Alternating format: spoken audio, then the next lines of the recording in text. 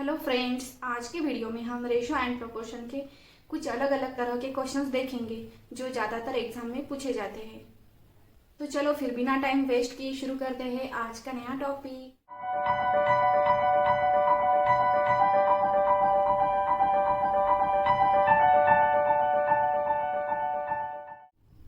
चलिए अब क्वेश्चन देखते हैं।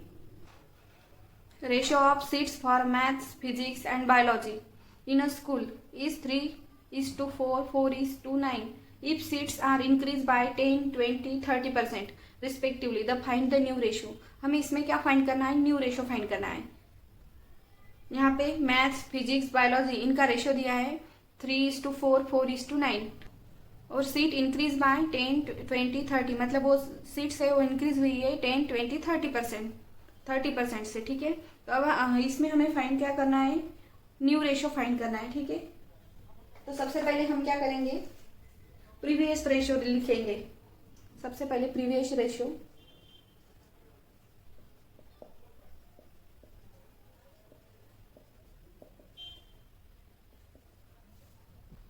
जो हमें दिया है 3:4, 4:9। ठीक है, उसके बाद हमें क्या करना है?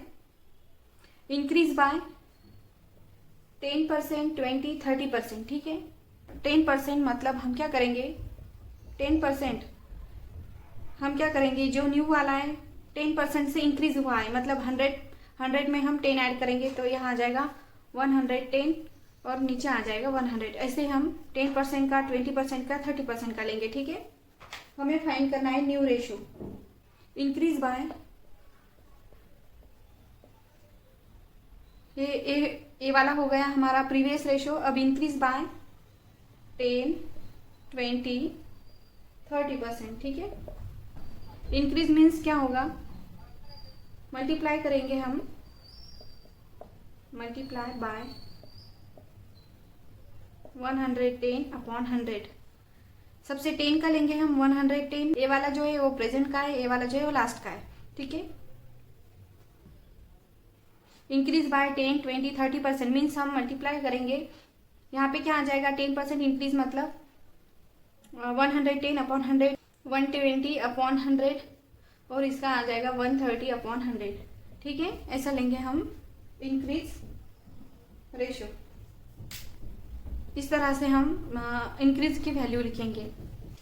तो सबसे पहले हमने लिखा प्रीवियस रेशो, हमें कैलकुलेट करना है न्यू रेशो।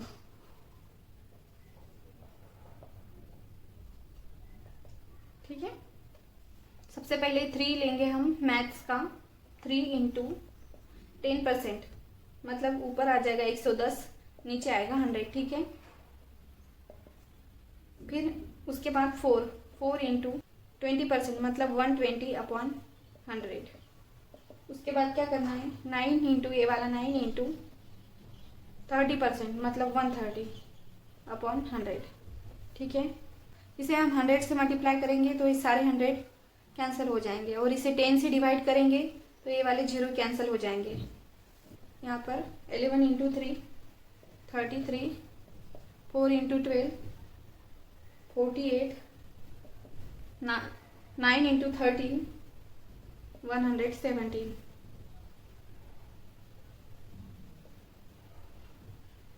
थर्टी थ्री, 48 और 117, इसको हम डिवाइड अगर 3 से करेंगे तो हमारा रेशो आ जाएगा यहाँ पे 11:16:39 हो गया हमारा न्यू रेशो। ये हो गया हमारा फाइनल आंसर। ठीक है, और एग्जांपल देखते हैं। चलिए अब ए वाला क्वेश्चन देखते हैं। इसमें क्या बताया है?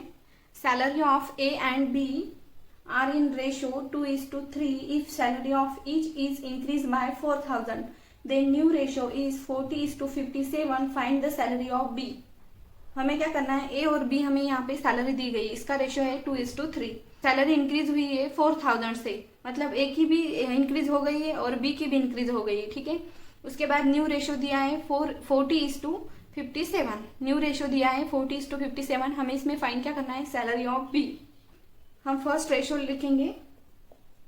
फर्स्ट रेशो, सबसे पहले मैं आपको बेसिक मेथड बताऊंगी। A upon B is equal to ये वाला रेशो लेंगे, फर्स्ट रेशो 2:3 वाला, 2/3, ये इजिकल टू इसकी वैल्यू आ जाएगी 2x,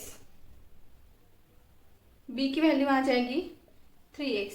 ठीक है, नेक्स्ट स्टेप क्या है, ईच इज इंक्रीज बाय 4000, मतलब ए भी 4000 से इंक्रीज हुआ, बी भी 4000 से इंक्रीज होगा, मतलब यहाँ पे आ जाएगी value 2x plus 4000 upon 3x, ये वाली plus 4000 equal to new ratio 40/57, 40/57। ठीक है, अब इनका क्रॉस मल्टीप्लिकेशन किया है तो हमारा आंसर आ जाएगा, मतलब हम सैलरी ऑफ बी फाइंड करेंगे। लेकिन ये बेसिक मेथड है, अगर आप क्रॉस मल्टीप्लिकेशन करोगे तो आपका बहुत टाइम वेस्ट हो जाएगा, तो ये वाली मेथड हम नहीं यूज करेंगे। ठीक है, मैं आपको शॉर्टकट मेथड बताऊंगी इसकी।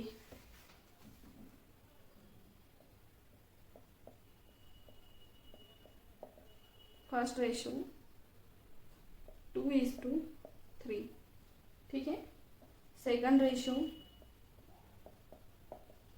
40:57, 40:, सेकंड रेशो 40:57। अब इसके हम शॉर्टकट मेथड देखेंगे। शॉर्टकट मेथड से आपका आंसर इजीली आ जाएगा और जल्द से जल्द आपका आंसर आ जाएगा। ठीक है, 2 के अपोजिट है 57, 40 के अपोजिट है 3। ठीक है, सबसे पहले हम इनका मल्टीप्लिकेशन करेंगे। 40 × 3 यहाँ आ जाएगा 120।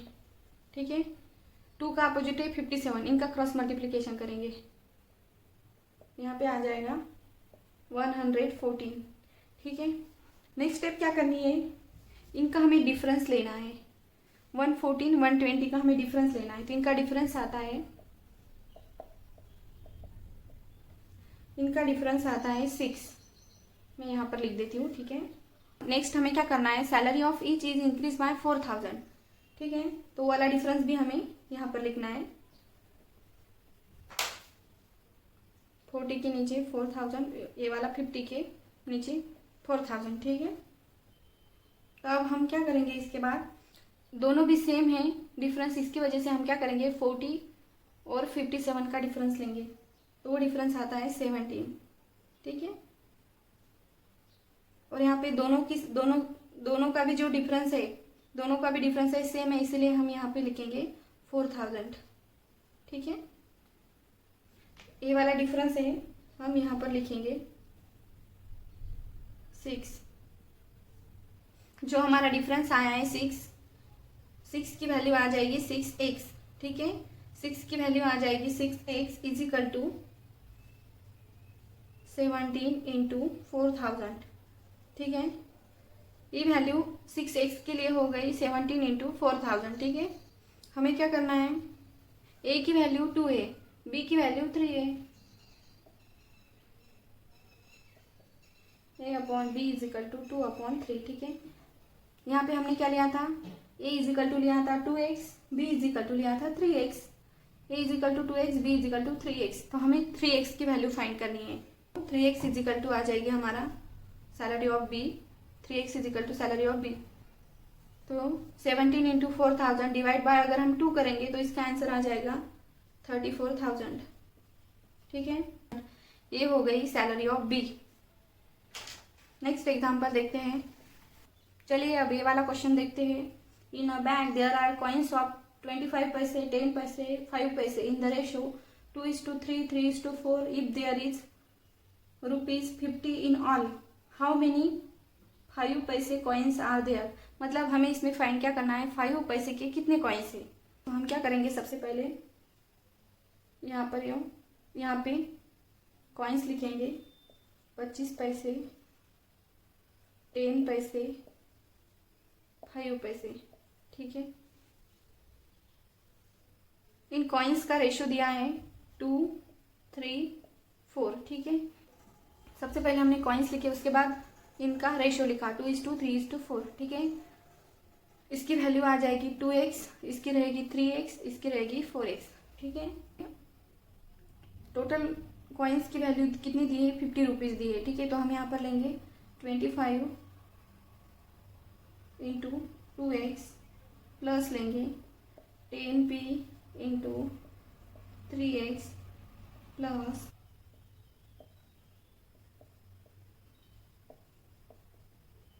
यहाँ पे 50 रुपीज़ है तो हम उसे पैसे में कन्वर्ट करेंगे 50 इंटू 100। यहाँ पे 50 इंटू 100 लेंगे। उसके बाद 25 into 2 50x, 10 into 3 30x, 5 into 4 20x is equal to 5000। 50 into 100 5000, ठीक है। तो यहाँ पे आ जाएगा 100x इज इक्वल टू 5000। ये वाले zero get cancel, x is equal to 50, ठीक है। अब हमें x की वैल्यू मिल गई है। हमें कैलकुलेट क्या करना है, 5 पैसे के कितने कॉइन्स हैं। यहाँ पर 5 पैसे की वैल्यू क्या है, 4x है। तो हम x की वैल्यू यहाँ पर पुट कर देंगे 4 इंटू 50। यहाँ पे हम 5 पैसे coins is equal to 4 into 50। यहाँ पे आ जाएगा 200 कॉइन्स। तो 5 पैसे के कितने कॉइन्स रहेंगे, 5 पैसे के 200 कॉइन्स, ठीक है। तो हमारा आंसर है 200 कॉइन्स। नेक्स्ट एग्जांपल देखते हैं।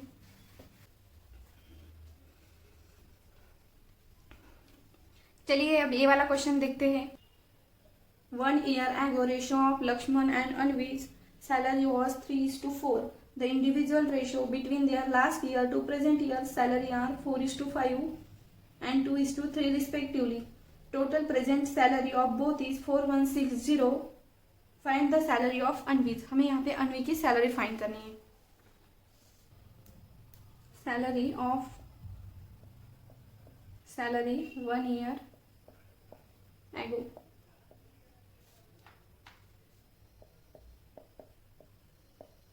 लक्ष्मण की है 3, अनवी की है 4, ठीक है। तो मैंने बताया था लक्ष्मण और अनवी की सैलरी 1 year ago की 3 और 4, ठीक है। हम क्या करेंगे, multiply by present upon last करेंगे, ठीक है। तो यहाँ पे क्या आ जाएगा, 3 इंटू क्या करेंगे 5/4। 5 जो है प्रेजेंट का है, 5/4, 4 लास्ट का है, ठीक है। और लक्ष्मण के केस में तो हम क्या करेंगे 3 इंटू 5/4, ये हो गया लक्ष्मण के केस में। अनवी के केस में क्या होगा 4 इंटू प्रेजेंट की निकालने इसलिए 3/2। तो प्रेजेंट यहाँ पे प्रेजेंट सैलरी आ जाएगी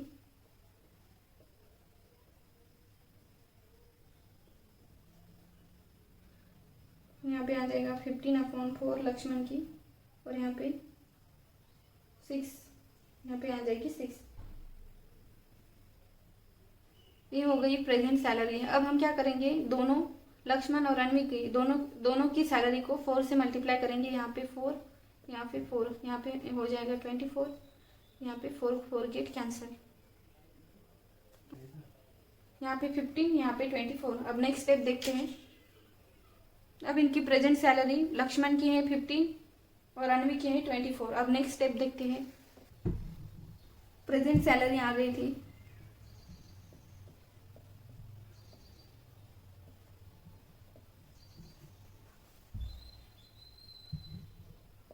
लक्ष्मण की आ गई थी 15 और अनवी की थी 24, ठीक है।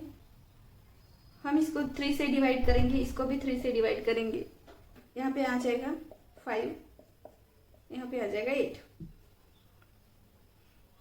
अब हम इसकी वैल्यू लेंगे 5x, इसकी वैल्यू लेंगे 8x। लक्ष्मण और अनवी की टोटल सैलरी है 4160, तो हम यहाँ पे करेंगे 4160 is equal to 5x plus 8x, ठीक है। तो यहाँ पे आ जाएगा 13x, 4160 13x, तो x इज इक्वल टू आ जाएगा 320। अगर x इज इक्वल टू 320 है, हमें फाइंड क्या करनी है, सैलरी ऑफ अनवी। तो सैलरी ऑफ अनवी कितनी थी, 8x थी। तो यहाँ पे हमें क्या फाइंड करना है, सैलरी ऑफ अनवी। तो अनवी की सैलरी आएगी salary of Anvi 8x, salary of Anvi की फाइंड करनी है। यहाँ पे कितना है 8x, तो हम x की वैल्यू पुट करेंगे और अनवी की सैलरी फाइंड करेंगे। 8 इंटू 320, तो यहाँ पे आ जाएगा, यहाँ पे आ जाएगा हमारा आंसर 2560। तो अनवी की सैलरी है 2560, इतनी अनवी की सैलरी है। ठीक है, नेक्स्ट एग्जांपल देखते हैं। चलिए अब ये वाला एग्जांपल देखते हैं। The price of gold is directly proportion to the square of its weight. A man break down gold in the ratio 3:2:1 and sold. He suffered loss of 4620. Loss. Find the initial and new price of gold. हमें क्या find करना है यहाँ पे, initial and new price of gold find करनी है। ठीक है, price is directly proportional to square of weight. ठीक है, उस मैन ने जो गोल्ड है वो 3 हिस्सों में ब्रेक किया है, तो इसका रेशो है 3:2:1। 3 पार्ट में ब्रेक किया है गोल्ड, तो यहाँ पर आ जाएगा 3 पार्ट। तो सबसे पहले हम क्या करेंगे, 3 लिखेंगे, उसके बाद 2, 3 हिस्सों में ब्रेक किया है गोल्ड, 3, 2 और 1। इसकी वैल्यू आएगी 3x, इसकी वैल्यू आएगी 2x, इसकी आएगी 1x। 3 हिस्सों में, 3 पार्ट में गोल्ड को ब्रेक डाउन किया, 3, 2, 1, इसकी वैल्यू 3x, 2x और 1x। तो प्राइस का क्या आ जाएगा, यहाँ पे आ जाएगा स्क्वायर ऑफ वेट। 3 का आ जाएगा स्क्वायर 9x स्क्वायर, 2 का स्क्वायर आ जाएगा 4x स्क्वायर, 1 का स्क्वायर आ जाएगा 1x स्क्वायर। ठीक है, इनकी टोटल प्राइस आ जाएगी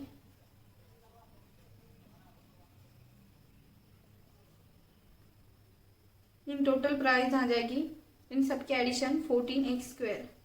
ठीक है, ये जो वैल्यू है 14x स्क्वायर, ये आफ्टर ब्रेकिंग की वैल्यू है, आफ्टर 14x स्क्वायर, ये वाली आफ्टर ब्रेकिंग की वैल्यू है। ठीक है, अब हम करेंगे weight before breaking. Weight before breaking,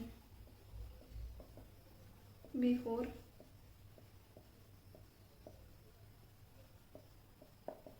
मतलब हम लेंगे अब ब्रेकिंग के पहले का वेट, तो आ जाएगा 3 + 2 + 1, तो यहाँ पे आ जाएगा 6, वैल्यू है 6x।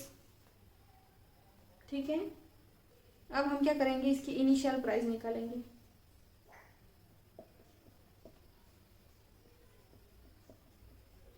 Initial price weight of square मतलब 6x का square 36x square, 36x square. ठीक है, लॉस यहाँ पे कितना हुआ था 4620, तो हम लॉस लिखेंगे यहाँ पे 4620। इनिशियल प्राइस कितनी आई थी 36x स्क्वायर, और आफ्टर ब्रेकिंग क्या आई थी 14x स्क्वायर। इनिशियल क्या आई थी 36x स्क्वायर, और आफ्टर ब्रेकिंग क्या आई थी 14x स्क्वायर, तो इसकी वैल्यू आ जाएगी 22x स्क्वायर। तो x स्क्वायर इज इक्वल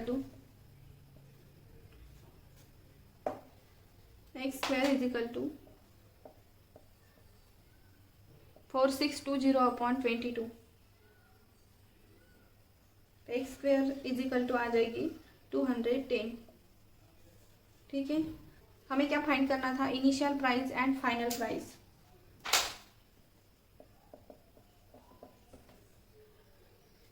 तो हमारी इनिशियल प्राइस कितनी थी,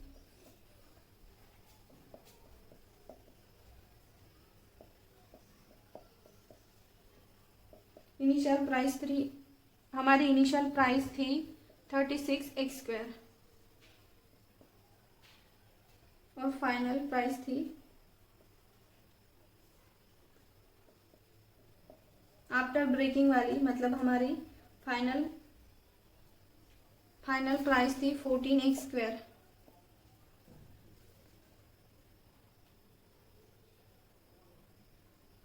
एक्स स्क्वायर की जो वैल्यू है वो है 210, तो हमारी इनिशियल प्राइस क्या आ जाएगी 36 इंटू एक्स स्क्वायर की वैल्यू 210।